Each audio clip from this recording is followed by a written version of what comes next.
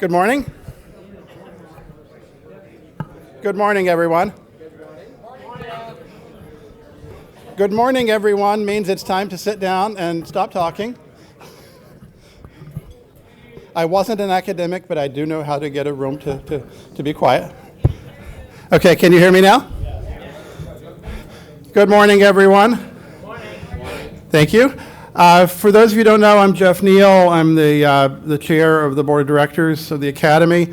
I apologize for not being here yesterday. Apparently, there are some vaccines that you can take that make you sick within a day or two. So I found that out, but I feel much, much better now. So I'm very happy for that. I just wanted to get us started this morning. Before we get into the actual meat of the meeting and the president's report, where Terry is going to have some very good news to share with you, delightful news, I think. I wanted to do a couple of things. One is to talk a little bit about the grand challenges. The grand challenges, I think, are something that the Academy will be dealing with for a long time. These are by definition grand challenges, and grand challenges don't have quick solutions. So we're not going to be seeing solutions to these issues over the next 6 months. We're going to see making a dent on these big challenges over the next 10 years probably. So this is going to be something the Academy is engaged in for a long time. I do want to let you know that the grand challenges are something that the board of directors were very engaged in. We worked extensively with the staff and fully support this set of grand challenges, and we're delighted with the work that the staff did on them. And that's the other thing I want to mention before Terry comes up here is the staff. The professional staff of the Academy have been doing an absolutely remarkable job in the last year. I can't tell you how much the board appreciates what Terry and the professionals on this team have done. When you see what Terry's going to talk about the business that we're getting now, a huge part of that is as a result of the work of the staff. They go out and they find this work. They work with people on the Hill to get language written into bills to fund studies. So they do a lot of really fantastic work. And I know somebody yesterday probably can thank the staff for all the work they did, but I'm going to thank them again, and I would like for everyone here to do the same.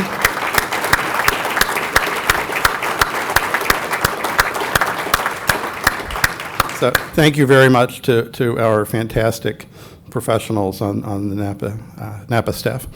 And the senior of those Napa staff people is Terry Gerton, who has been doing a really remarkable job in her, is it almost 3 years now? Some of you, by the way, may have noted that Terry had a 3-year contract, and she's been here 3 years. The good news, if you don't know, is that we did sign a 2-year extension of Terry's contract and we did that almost a year ago because we have been delighted with the work that Terry is doing as the chief executive. Of course, the board of directors takes full credit for hiring such a fantastic CEO. So with that, our fantastic CEO, Terry Gerton.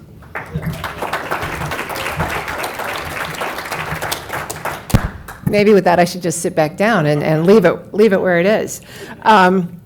So I do have lots of good news to share with you this morning, but I wanted to do 2 little public service announcements before I get into the slides. The first is hopefully you got this little flyer in your folders, save the dates, right? So we've got the Elliott Richardson Prize coming up in January. We've got the Social Equity Leadership Conference in June. But I wanted to point out the little survey link at the bottom. We know that there were lots of conflicts with these particular days. I want you to know we were on the calendar first. Other people scheduled on top of us, but we want to know what dates work for you next year. So please go on to that survey link and let us know. There's kind of 3 sets of choices in and around this same time frame next year, but we would very much like to know if you know about existing conflicts with those dates or you have a set of date that works best for you. The other thing I want to point out is the Fellow Connect little flyer that you saw. This is something fellows have been asking for a couple of years. It's like our own private LinkedIn network, where now Any fellow who's gone in and updated their profile and made their information public can share that, and you can search on other fellows. Only fellows can search on fellows. Nobody from the outside can get this information. It's behind the firewall. But it is a way for you to locate and search on other fellows. You can search by location. You can search by expertise. You can search by name if you just know somebody that you want to find. So if you see Caitlin and the staff, they've worked really hard to bring this functionality to fruition for you, and it is live. So I wanted to make sure that you knew about that you didn't lose it. Several times people have asked us for directories of fellows. We don't publish directories anymore, but now you have an online, all the time, always updated directory.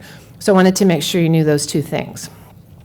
All right, so I'm going to share some updates, and then I'll be followed by Jonathan Fichter and Randy Lyon, who will share more about the finances with you, but I'm going to give you some highlights. All right, so the best news up front. We did have a positive operating year. That is our fourth positive operating year in a row. And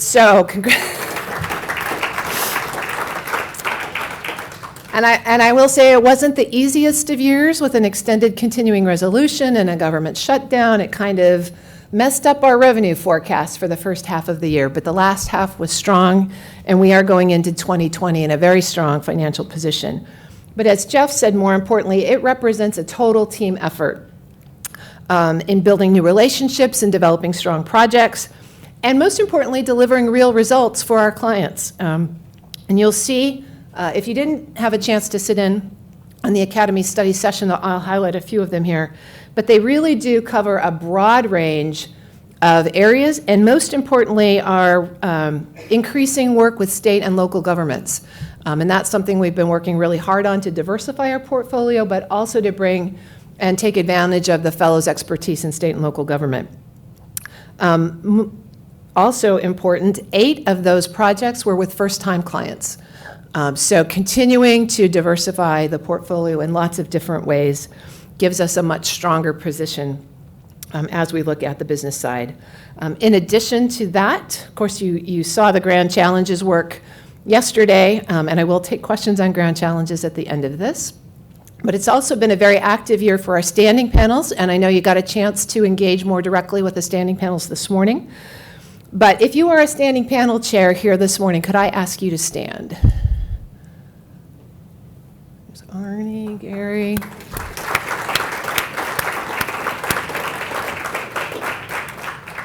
All of our standing panel chairs, all of our standing panels are being more focused on delivering content, aligning with the Grand Challenges, doing and publishing work that takes advantage of the participation of their fellows. They've all opened up their meetings to Zoom, so regardless of where you are, you can participate. We've had people dial in internationally to participate. We've had people from kind of across the street dial in to participate. So the Zoom functionality is working really well. Don't let geography be a reason you don't get engaged with a standing panel. You can join the mailing list. You can just go on to the website. You can look for the standing panels page, and you can just sign up to be on the distribution list. But also, if you're getting Management Matters, you'll note at the bottom of every Management Matters, we publish the open meetings of the panels that are coming up. So please, I invite you to be part of a standing panel. All right, I mentioned the Fellows Connect, but we have rolled out a lot of improved new functionality for fellows. I know this is what probably affects you most and most personally. So again, Caitlin and the team have worked really hard to make it easier for the Academy to engage with you and for you to engage with the Academy. So you probably noticed this year, all of our nomination and voting processes went online. And from our perspective, they were much easier to deal with. We heard from a lot of you that they were much easier to deal with. We know sometimes there are glitches. If you have a glitch, let us know. But this has made it much easier, much faster. You can still download all the information if you want to get it in paper, but it also saves postage, so we appreciate that from the revenue side. Online dues payment capability is live now. About 179 of our fellows have signed up for autopay. I really, really, really want to encourage you, to the extent that you can, to go in and sign up for autopay. If you are a dues-paying member, it makes it easy for you. You get automatic receipt, makes it easy for us. We don't have to chase you down later. So if you can, if you don't have someone else that pays for you, I would really encourage you to sign up for autopay. Fellow profiles updates are also live, and that's one of the things I really do want to encourage you to do when you leave the meeting this afternoon. Log in, update your fellow profile. We have a whole new set of tabs where you can tell us what your experience is, so that when we look for potential study panel members, we can see who's got the skill sets that we're looking for, but you can also now align yourself with the grand challenges, and that will be important as we go forward, again, to make sure that we are catching the right people who want to be affiliated with the different projects and tasks. So it makes us much easier to find you, and also now when you want to find each other, those experiential features are something that you can search on. So really powerful in the Fellow Connect tool. Hopefully you've seen a lot of increased social media presence. Can I just ask for a show of hands if you follow us on Twitter? Awesome. And retweet us on Twitter. If you had a chance to look at the conversation yesterday around the fall meeting, it was incredibly active and really positive. But one of the ways that we expand our network is by you bringing us to your network. So please engage with us on Twitter at Napa Wash. We just crossed the 3,100 followers barrier this year. We're really excited about that. But there's a lot of room for growth there. And as we build out the grand challenges, connecting more people to us in the modern ways that people connect to these issues is going to be important. Caitlin is running a Meet the Fellows feature every 2 weeks. We're now sharing stories about our fellows to really help people get to know each other. They're short, little, fun, personal biographies. If you haven't submitted one yet, I would invite you to see Caitlin. Let her give you the questions that you can answer, because we really want to feature our fellows, help you. I mean, there's 950 of you now. So you don't always know everybody in person. It's a great way to get to meet other folks and know who to connect with. I mentioned increased Zoom. We're using Zoom a lot, again, to help overcome our geographical boundary challenges. All of our standing panels, many of our other sorts of seminars and events are Zoom. And this year, just at the end of the year, we finally got our live stream capability functioning. So you all know the challenge of live stream, right? Do you share live stream so you get more people on it, or do you want more room? So we're trying to balance that. But we do have live stream, and with both Zoom and live stream, that means that we capture video recordings of the events, and we're now sharing those. So if you can't come in person, there will be video clips available. And for those of you in the academic space or in the professional development space, I really encourage you to take advantage of those for your own personal interest, but also to share with those who might be interested in the topics. And last but not least, we've added Eventbrite into our online registration capability. So that makes it a lot easier for everybody to get registered for our events. So I hope that you find these helpful and make it easier for you to engage with the Academy. We're always interested in your feedback as we continue to improve them.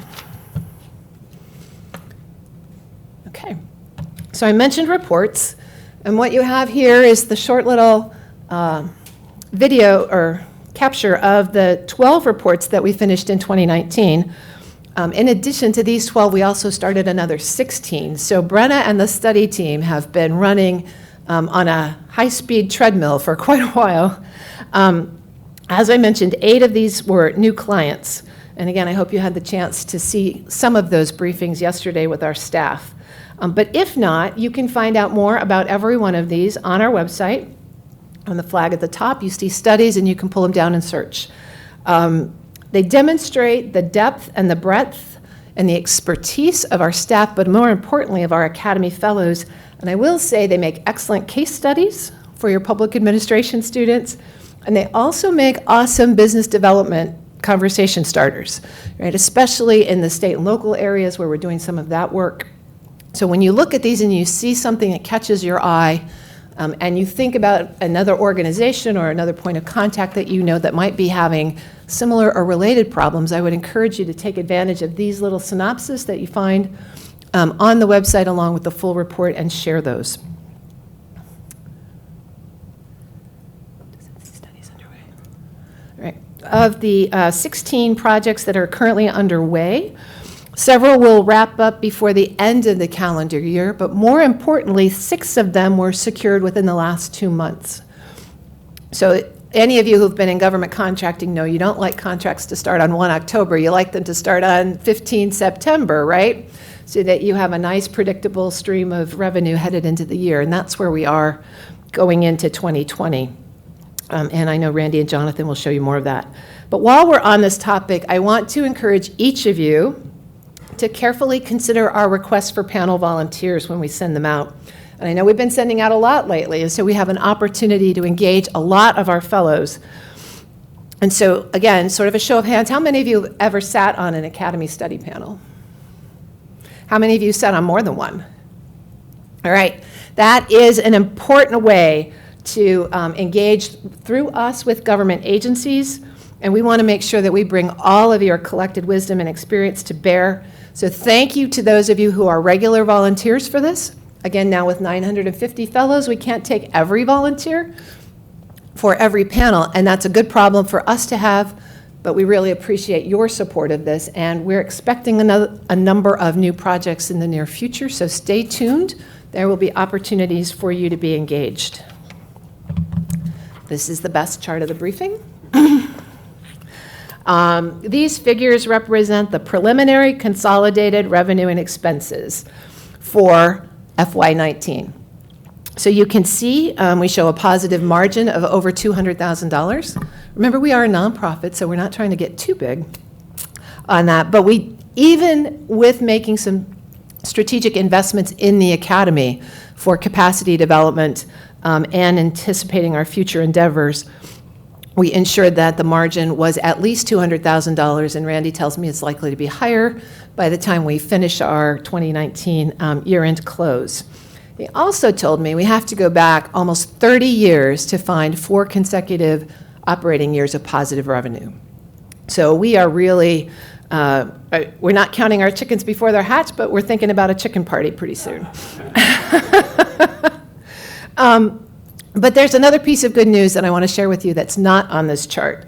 You might remember 2 years ago when I came to you and I shared that in conversation with the board, we had decided to designate $1.8 million as board reserves as a matter of showing faith with the future of the Academy and to generate confidence in the fellowship that we were restoring solid financial footing to the Academy. I'm really pleased to let you know that at the board meeting on Wednesday, we have decided to raise that board-designated balance to over $2 million. So it is a real commitment of the staff and the board to the sound financial operations of the Academy going forward and making sure that we can sustain the operations of the Academy regardless of the business environment that we're going to be facing. We've also created a separate fund to help support the initiatives of the Grand Challenges. So in addition to our routine staff and operating expenses, we've now set aside a separate account that we will be able to take flexible revenue, but also contributions and grants in that will be supporting the Grand Challenges initiative, while at the same time adding to the board designated funds. So I hope that that builds confidence for you. The staff works every day to make sure that we keep this organization operating in the black. And you can see from the revenue charts, and rather the workload charts, that we think we have a pretty strong stream of work coming in for 2020. But I think it's equally important that I share with you the commitment of the staff and the board to make sure that that is the standard information that we bring to you in future board meetings. So as we move into some of the initiatives that I spoke about yesterday related to the Grand Challenges, I want to make sure that you have this report in the back of your minds.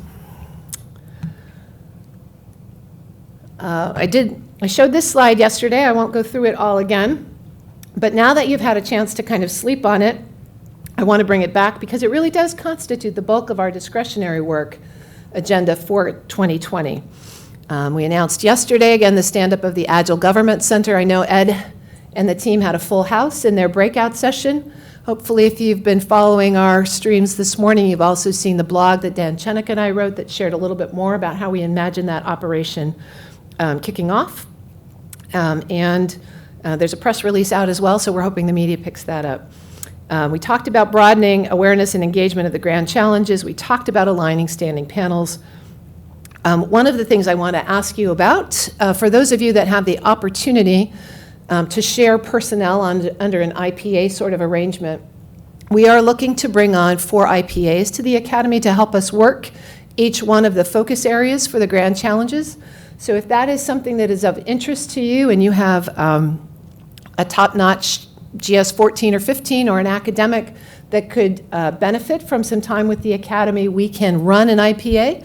We've done them in the past. We have one right now.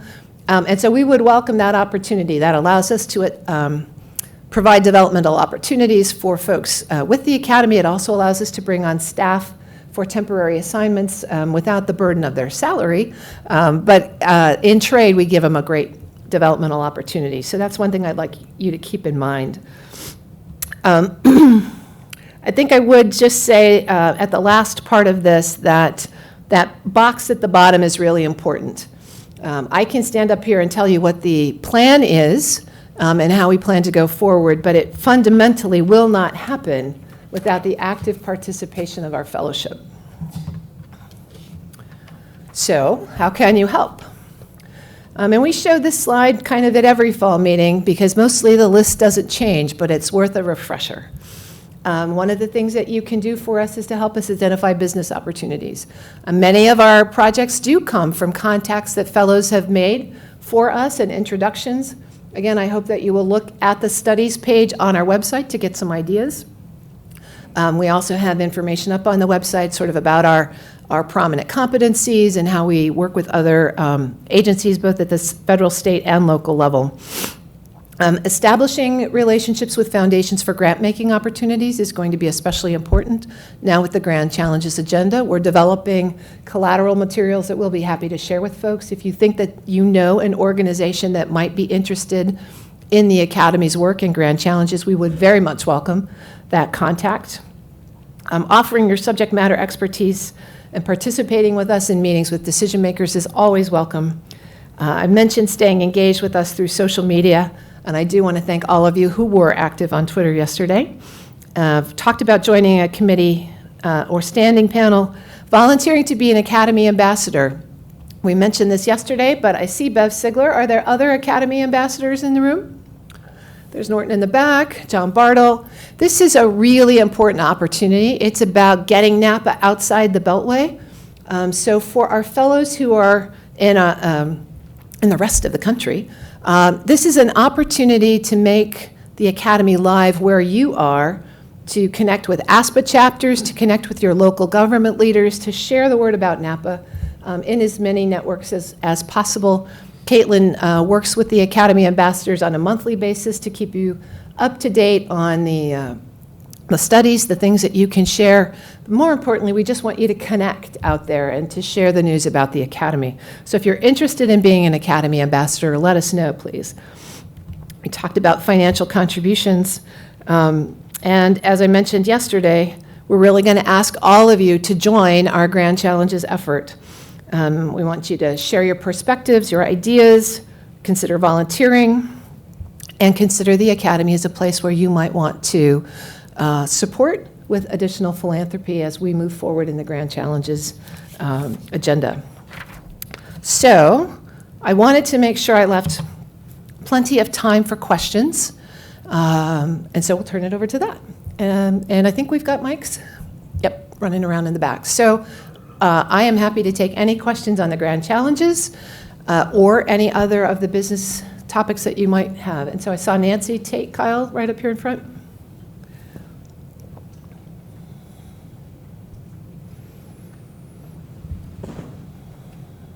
Hi, this is a question back on one of your earlier slides when you listed things that we'll be doing in the next year, and down towards the bottom it was something about develop Academy content for the presidential election cycle based on the Grand Challenges, and I'm just wondering what you have in mind about that. Thanks for that question, Nancy. You know, in the past presidential transition processes, the Academy has published books of memos to leaders on topics that we thought would be important. One of the things that we've been doing lately is engaging with many of our fellows who've been on presidential transition teams to say, in the 2020 cycle, and given the state of technology, and given the number of campaigns that are out there, kind of what would you recommend for us as the best way for the Academy to engage? I still don't have a specific answer. I can tell you that our content will definitely be aligned with the Grand Challenges agenda. Also, I said presidential election cycle and not presidential transition. We want to be engaged sooner. We want to have the opportunity to share our agenda and our policy topics with the campaigns earlier in the process. So we're exploring right now kind of what the best shape for that will be, whether it will be policy memos or whether there will be other parts that go with that. So I hope by the beginning of January to have that all laid out and documented, and then we'll definitely be recruiting fellow help to drive those forward. So again, be thinking about which of these grand challenges you would like to be a part of as we start to collect and prepare information that will go out to the presidential campaigns. Thank you. Anybody else? Okay, well, I'm not going to stand up here and wait for you to come up with more questions. Obviously, I will be around, but I hope that means that I've answered most of them between yesterday and today. So again, feel free to reach out to me. You all know my email. I'm right there on the website. I'm happy to respond to any questions that you have, but I want you to feel really confident in the state of the Academy as we move into this the big agenda for the next year and for the future. The team is phenomenal. You all have made significant contributions. We would not be here without you.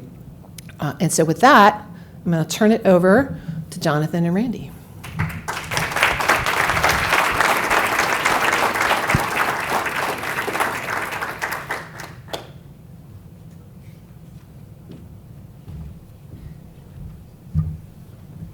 We're going to do this in two parts, and the first part I'm going to turn over to Randy, which is to go through a short deck expanding a bit on what Terry had said about how successful the last year and several years have been, and then I'll make some closing remarks. Thanks, Jonathan. So, yeah, what you're going to hear from me today really amplifies and builds on what Terry said. And the overview here really has the takeaway message. It was a good year for us. Our finances continue to be a real focus. We've got a team that's very concerned about fiscal stewardship. So, you know, we understand that and think about it all the time in what we do. Going forward into this coming fiscal year 20, we have a conservative budget that's built on our achievement in FY19. And if we exceed what we achieved in FY19, it'll all be to the good. So we've taken conservative operating assumptions and are using those as our baseline for the coming year. We're doing this while, again, as Terry mentioned, we're making investments. So we did grand challenges, we renovated conference space, we're undertaking a fundraising campaign. So we're doing things that build for the long-term benefit of the Academy. And at the same time, sustaining a positive operating margin. And again, as we were talking just at the end there, your support for what we do is really critical. And there are multiple dimensions to that. Some of it is pure financial, whether it's contributions to the endowment or unrestricted contributions or contributions toward grand challenges.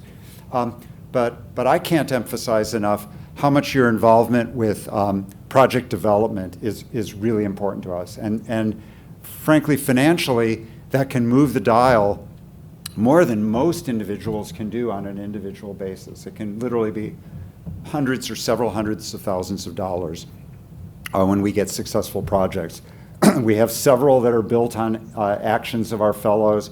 And I would encourage you to contact me, even if you have a fully formed idea, or even if it's not entirely fully formed, because sometimes we're negotiating with agencies and in discussions, or we can pull some things together to kind of bring some of your ideas into fruition. I had lunch the other day with a very senior former government official, and we were talking about some of the areas that he's been working in, and those would actually dovetail very nicely with what we do and with grand challenges. And that wouldn't have been entirely obvious because there's things going on, underneath the surface all the time.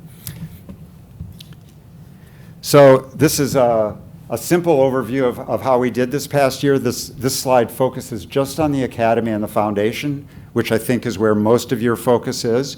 We also have the Elliott Richardson Prize Fund, but that's kind of a separate entity that does get consolidated into our overall margin. And what you see here is we had operating revenue of about $4.8 million, operating expenses of a little under 4.7, and that gave us an operating margin of a little over 100,000. And as Terry mentioned, I expect this number to grow a little bit as we do our final close. This was a trial close that we did about 2 weeks ago, and we're cleaning some things up, and we know there's some things that need to be included there. Investment income was over 100,000, and all of that investment income gets plowed back in. As Terry mentioned, we've been growing the board-designated funds, so that's a good signal. We have not dipped into those funds, even though we've undertaken things where the board has said, if you really needed to, you could. And we said, that's great. Let's see if we can do it out of operations. And we've been successful in doing that. This is a graphical overview of when I say that FY20 is going to, we're budgeting very similar to what we achieved in FY19. The blue line here is like Terry's black line, so it's good. Red is expenses, blue is revenue. And we have these kind of narrow, this is just operating margin, so it's showing an operating margin of over 100,000 that we achieved this year and that we're projecting again for FY20. Again, as I mentioned, the budget is built on conservative assumptions where we don't just assume revenue, by the way. We have a really very careful process where we look at our opportunities, the projects that are under development, and which of those we expect to actually win during the course of the year. And again, as Terry mentioned, we won 6 projects between September and October. We did our budget formulation in August, and so we had expectations about a lot of that. So we've actually been able to get in place a lot of our projects that are assumed in the budget already this year, which is really, it's particularly strong that we've been able to do that. We have expenses increasing largely by inflationary types of factors, but there are some that are not literally driven by inflation, so we get some benefit out of that. And the net is that we're projecting a surplus this coming year, basically at least as big as we've had this past year. As I think Jonathan may have added this bullet. I forget how it worked, and as we go back and forth, our views on this have been always very similar. There is always uncertainty, and both the scale of new projects, but also their timing. And this has been kind of a learning experience for me, as I've mentioned to many of you. Even when something is written into law, it can often take an agency a year to get that under contract, and then it takes a month or 2 before we actually start receiving cash from that work. So that's very frustrating, but contracting offices sometimes can work very slow inside of agencies. So our projections take all of that into consideration. So even though we see some very good things on the horizon, we have not made optimistic assumptions about how fast they'll come in. Rather, we've made very realistic or conservative assumptions. So that's our message. Why don't I turn it over to Jonathan, and then if there are questions, we'll be happy to handle them. Why don't you stay up?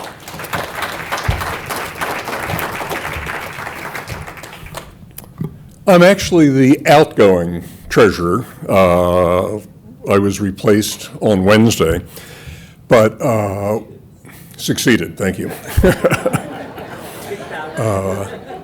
It's tough being towards the end of this day and a half we met on Wednesday, but I want to echo first the comments of Jeff and also of Terry.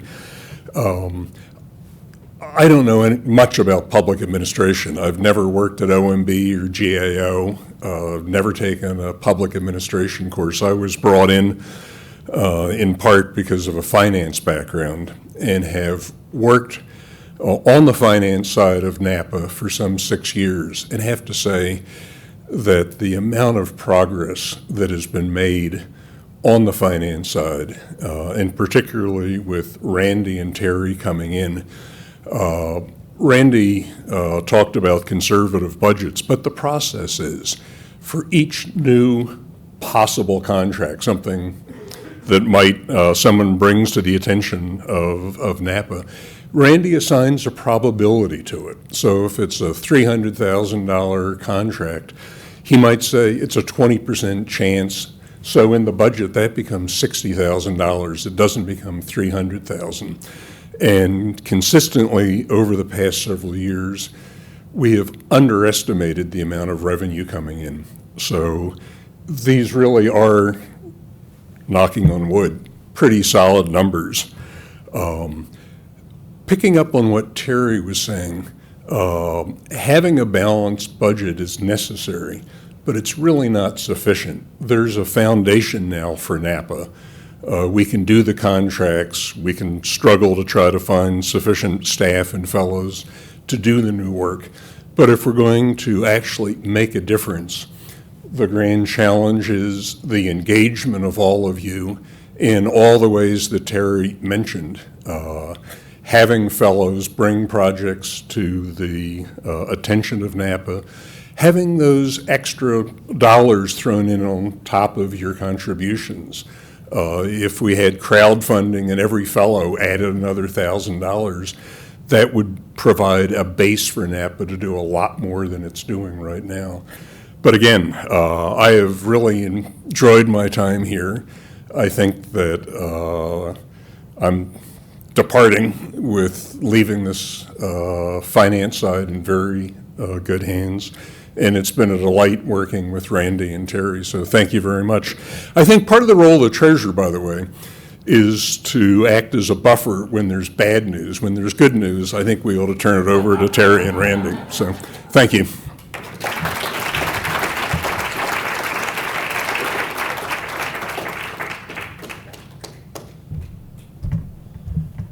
I told you they would have good news, didn't I? It's always nice to have that kind of good news. I did want to take a few minutes to talk about some fellows that we lost in the past year. And, you know, sometimes when we talk about people who have passed away, we ask people for a moment of silence. And I'm not going to do that. Public servants, whether they're in government or in academia or in industry supporting the work of the people in some way, too often work silently. And then people don't know what a contribution is made by public servants. And so these folks spent their lives in service of their country. They were remarkable people with remarkable accomplishments. And I'm talking about John Deaver, James Ellis, Jack Gensler, Hubert Locke, Dick Lugar, Ralph Meacham, Alice Rivlin, Frank Sherwood, and Rocco Siciliano. All of those names that many of you have been familiar with for a very long time. Rather than having a moment of silence and being sad, let's make some noise for them and give them the thanks that public servants deserve every day for the work that they do.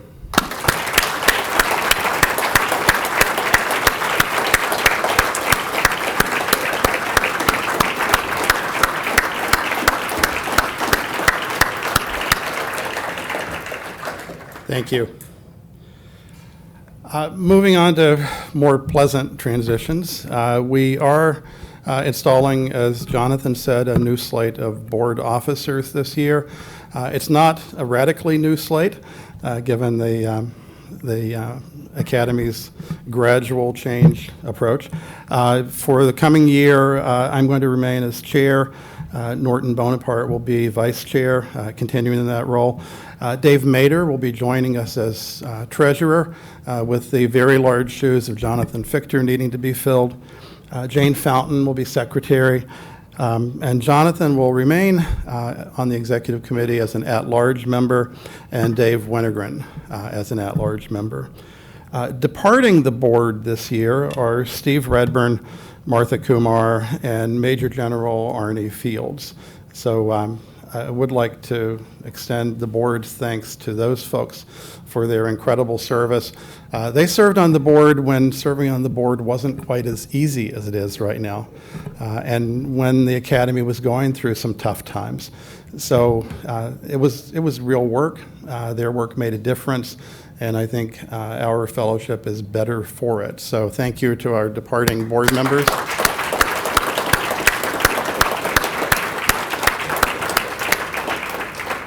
And when people leave the board, we have to find other people who are willing and gullible, and, willing to take on the hard job. And so we do have new incoming board members, John Bartle, John Koskinen, Janet Weiss, and Belle Liang Hung. So welcome to our 4 new board members. We will work you mercilessly, and we'll appreciate that work. So let's hear it for the new board members.